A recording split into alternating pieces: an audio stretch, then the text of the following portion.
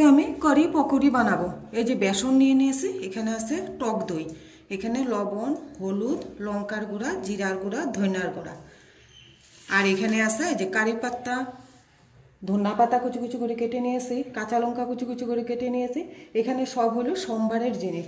এখানে ওই যে আদা কুচি কুচি করে কেটে নিয়েছি, আমি একটু ছেঁচেও নিয়েছি, সঙ্গে এই যে লঙ্কা, কাঁচা লঙ্কা, এখানে হলো বেকিং সোডা, এখানে হলো শস্য, কালো শস্য, এখানে ধনিয়া, গোটা ধনিয়া, জিরা, এখানে হিং, এখানে হলো কসুরি মেথি, আর হলো শুকনা লঙ্কা। আর আমি এখন কারি পকোড়িটা কীভাবে বানাবো সেটা আপনাদেরকে আমি দেখিয়ে দিচ্ছি। এই যে দেখেন, আমি মিক্সচার গ্রাইন্ডারের মধ্যে এই যে এক বাটি দই দিয়ে দিচ্ছি, আর এই বাটির এই যে এটুকু আমি দিয়ে দিচ্ছি বেসন, আর আমি দিয়ে দেবো এখন অল্প একটু এই যে হলুদের গুঁড়া, দিয়ে দেবো একটু লঙ্কার গুঁড়াটা,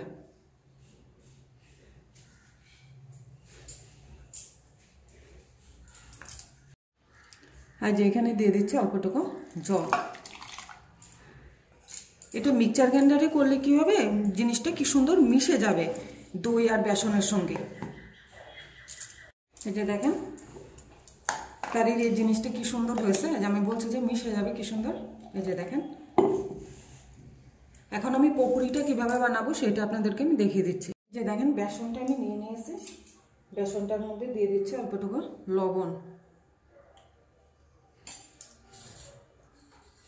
দিয়ে দেবো একটু লঙ্কার গুঁড়া, দিয়ে দেবো একটু জিরার গুঁড়া, এই যে ধনিয়ার গুঁড়া, আর দিয়ে দিচ্ছি হলুদ, দিয়ে আমি এখন ভালো করে মিক্স করে নেব। এই যে এটার মধ্যে দিয়ে দিচ্ছি যে কসুরি মেথি, দিয়ে আমি এখন অল্প অল্প করে জল দেব, আর এটাকে বেসনটাকে মিক্স করব। এই যে এটার মধ্যে আমি দিয়ে দিচ্ছি বেকিং সোডা, বেকিং সোডা দিয়ে ভালো করে আমি মিক্স করে নিচ্ছি এখন। এই যে দেখেন আমার বেসনটা মিক্স করা হয়ে গেছে, আমি এখন পকোড়িটা কীভাবে বানাবো সেটা দেখিয়ে দিচ্ছি। এই যে দেখেন এভাবে করে একটা একটা করে বানিয়ে নেব।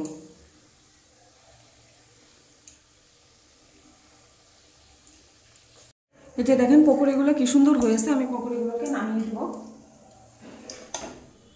কড়াইতে দেখেন আমি সরষের তেল দিয়ে দিয়েছি, এটার মধ্যে এখন দিয়ে দেব আমি এই যে গোটা জিরা আর ধনিয়া সোমবারের জন্য, আর এই যে দিয়ে দিচ্ছি শুকনা লঙ্কা, দিয়ে দিচ্ছি এই যে আদা। এই যে একটু দেখেন এগুলা একটু লাল লাল হয়েছে, এটার মধ্যে আমি এখন দিয়ে দিব এই যে কালো শস্যটা, আর দিয়ে দিব এই যে কারি পাতা দিয়ে দিচ্ছি। এখন দিয়ে দেবো এই যে কাঁচা লঙ্কা, আর দিয়ে দেবো এই যে হিংটা।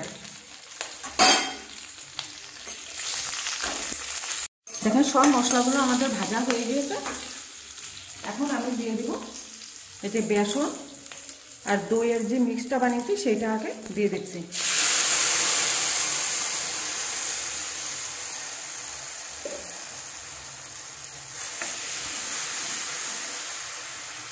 এটার মধ্যে আমি এখন দিয়ে দিব জল,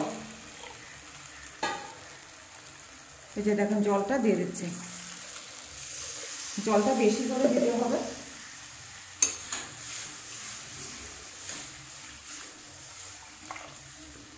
যে দেখেন কারির এই জিনিসটা ঝোলটা ফুটবে, তারপরে আমি দিয়ে দেব বড়াগুলো। এই যে দেখেন কারিটার মধ্যে আমি এখন দিয়ে দিচ্ছি এই যে লবণ, দিয়ে দেবো একটু ধনিয়ার গুঁড়া, দিয়ে দেবো জিরার গুঁড়া, আর এই যে দিয়ে দিচ্ছি একটু লঙ্কার গুঁড়া, দিয়ে এগুলোকে আমি ভালো করে এখন মিক্স করে নেব। দেখেন আমি ভালো করে মিক্স করে নিয়েছি। এই যে কারিটা দেখেন কি সুন্দর হয়েছে। এই যে আমি পকোড়িগুলো বানিয়ে নিই, সেগুলোকে আমি দিয়ে দিচ্ছি এখন। এই যে ভালো করে পকোড়িগুলো মিশিয়ে নিচ্ছে। এটার উপরে দিয়ে দিচ্ছি ধনিয়া পাতা, দিয়ে আর অল্প সময় হবে, তারপরে আমি নামিয়ে দেব। দেখেন আমাদের কারি পকোড়িটা কি সুন্দর হয়েছে। আমি এখন এটাকে নামিয়ে দেব।